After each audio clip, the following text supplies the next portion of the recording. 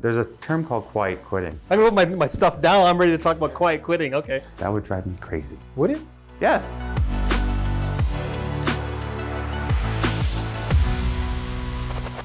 The times are really different, aren't they, now with quiet quitting? Have you heard of that? Yeah. How does a small business deal with that? I'm switching it on. I wrote my stuff down. I'm ready to talk about quiet quitting. Okay. So, as entrepreneurs from a different era, for myself, I'm in this middle generation where it's, we have our family's background coming from East Africa here. There's so many chips that we have, and maybe again, it's our own selves that we want to not fail. Just make it somewhat, whatever that means to somebody in life. It's a different breed. So this Gen Zs we're looking at and all these generations that are coming up, there's a term called quiet quitting, meaning... And just for the audience, let's define what quiet quitting is. So I work for you, Faisal. It's 5 p.m. I'm off shift. But Faisal, you called me and say, hey, Zach, there's this client that just needs you to fax this in for them. Fax. Email something to them. Can you do so? Sorry, Faisal, I'm off work. I'll deal with it tomorrow morning. Mm-hmm. Work-life balance. Mm-hmm. So you see both sides to it. Mm-hmm. But as an entrepreneur, as a business owner, that would drive me crazy. Would it? Yes. Okay. Let me give you an example. And this is not quiet quitting, but this is an example of where we as entrepreneurs and business owners are taking our employees, our staff, our colleagues for granted. We expect them to work like us. That is true. And if they don't own the business, they don't have equity. Why do we treat them that way? I have a problem with business owners on this one. I'll give you an example. Kristen's sitting right there. She has a couple days off during the week. I can come in and chat with you. I can have a conversation with you, Faisal, about this topic. And I said, we can deal with it when you get back. Super cool. What the hell are you doing? Now, my team is dedicated. They want to make sure, A, I don't screw up, B, I don't screw up, and C, that the things go on smooth, okay? They're vested. I know that. They're the best. Right. Because of their passion, that's why they're here. Mm-hmm. But it's also vice versa. The energy. Exactly, yeah. Zach, there's a big problem with business owners expecting people to work longer, expecting people to do more for the same pay. And I have a problem with that. Do not expect employees to be your equal. If they put the same amount of effort as you do, they might as well start their own company. They'll start their own goddamn business themselves, and they should. True. Yeah. But if they're going to work with you, understand that they're working with you. Instead of for you. Yeah. That's huge. They're an asset. Don't treat them like an expense. Oh my God. I'm paying you. But see, that's what's happening in the marketing industry, right? Where it's like, oh, I'm paying you, well, I'm not getting results, or I'm paying you and I haven't got more customers in. Yeah. So why should they spend the money? Small business owners, right? So there's a struggle right now. There's a shift, and then the boomers are retiring. So there's this whole collapse right now going on. It's really interesting when you look at it. Where you're hearing about quiet quitting, when you're hearing about it's harder to find quality employees, part of that is the economy. And I'll give that as, I don't want to say it's only one issue. Part of it is the economy. The other part of it is this pandemic has made us realize what's most important to individuals. Boom. And if employers haven't figured that out yet, they don't deserve to be in business anymore. People will walk away.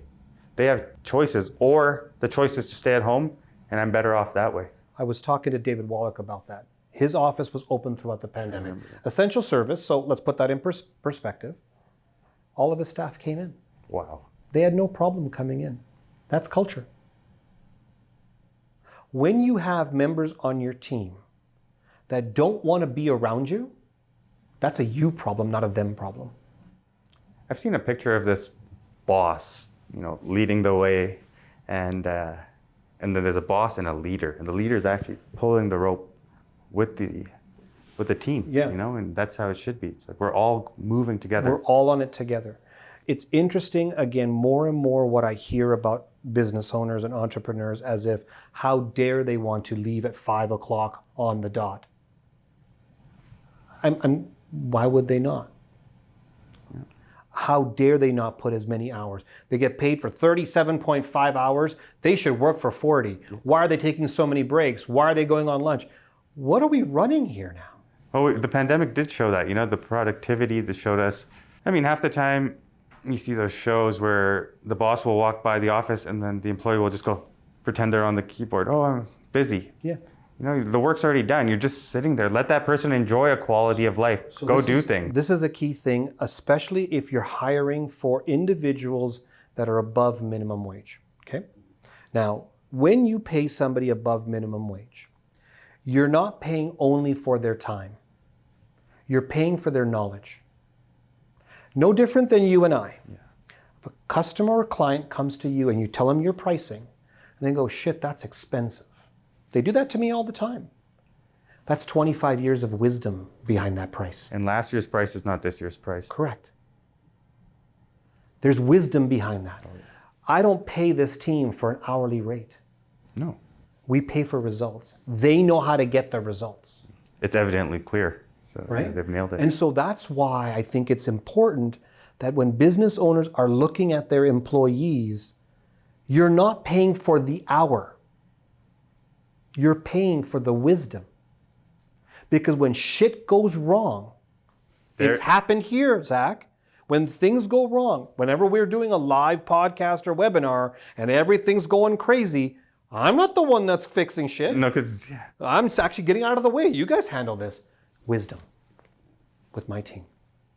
When they're trying to make sure that we can get every single one of our viewers online, in person, making sure it's recorded, making sure that we got it edited, posted it out. And that's just the content team. There's a whole client service team that I have. They're the ones that are doing it. I don't pay for their hours at work. I pay for their wisdom. I pay for their knowledge. That's what we have to turn our minds to as business owners. You look at a coffee shop who's going to hire a bunch of people to pour coffee. They're not pouring coffee. no, you're right. That in the event that coffee machine doesn't work, it's going to fix it. Because you know what the person who just knows how to pour coffee does? All they'll do is go, I don't know, call a repairman. And they'll just sit back and wait, and sorry, no coffee. Mm-hmm. But if they know how to fix it, they know how to keep their customers going, they put a smile on their face, they keep that engagement within that location, those customers are coming back. No one wants to be known as the broken coffee shop. Nope. Wisdom. That's what we pay for. Thank you for watching. Make sure to check out the full interview to get even more business tips and insights. Remember to subscribe and follow me on social media at Faisal Karmali.